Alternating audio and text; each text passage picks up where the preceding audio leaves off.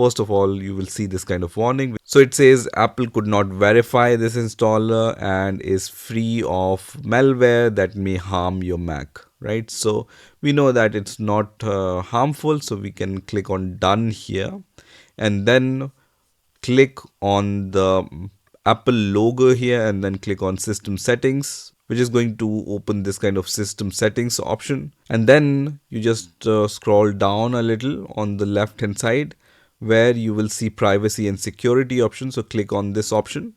And then when you move down at the very bottom, you will see the security section.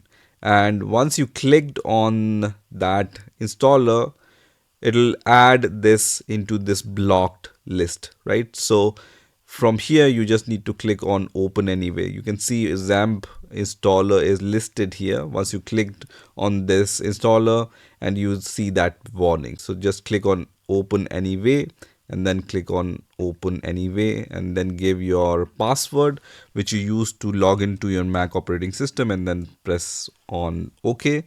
And then once again, just give your macOS password and then click on OK.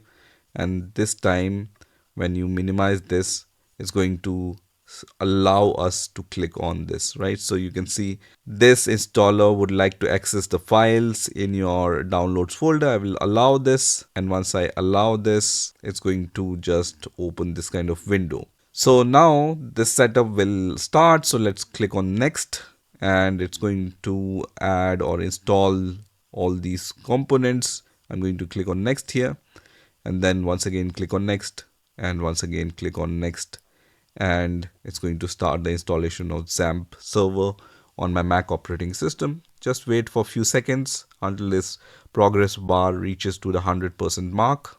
So after waiting for 1 or 2 minutes, I can see this message which says completing the XAMPP setup wizard, and this checkbox is checked for launching the XAMPP UI, right? So I'm going to click on finish, which is going to launch the XAMPP UI. So first of all, it's going to open the default XAMPP server page, and this XAMPP UI is also opened, right? So we no longer need this installer, so we can close this and eject XAMPP from here. And this is how this UI looks like. So first of all, if you close this UI and you need to open it once again, how you can open it? So to open it, you just need to open this applications folder. So right click on this finder option and click on applications here, which is going to open the applications folder, or you can click on go and then select the applications folder here. Both are going to open this applications folder. Here you will see the XAMPP folder, and inside the XAMPP folder, you will see some files related to XAMPP server, and you will see the uninstaller and this manager OS X. This is the tool which was opened and we closed it, right? So when we click on this and then give our Mac OS X password, you will be able to see that that manager is going to open. This is called XAMPP manager. Now when you click on manage servers, you will see that Apache web server is already running. You can also start the MySQL server. Once this light turned to a green color, that means MySQL database server will also start. So now it's running, right?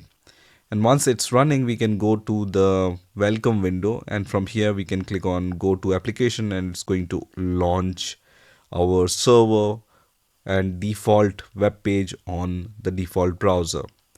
So this is the default UI which comes from these files. So inside the applications folder, this XAMPP folder is created, right? From here we have started this XAMPP manager.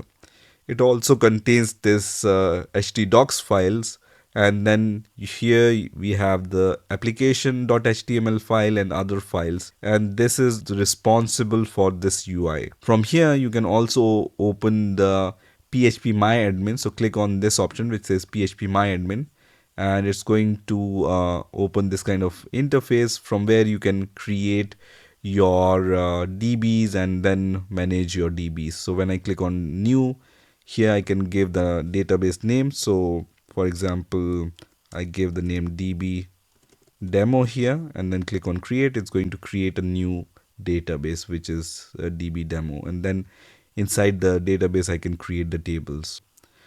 So that's it for this video. This is how you can install XAMPP on your Mac operating system. I hope you've enjoyed this video and I will see you in the next video.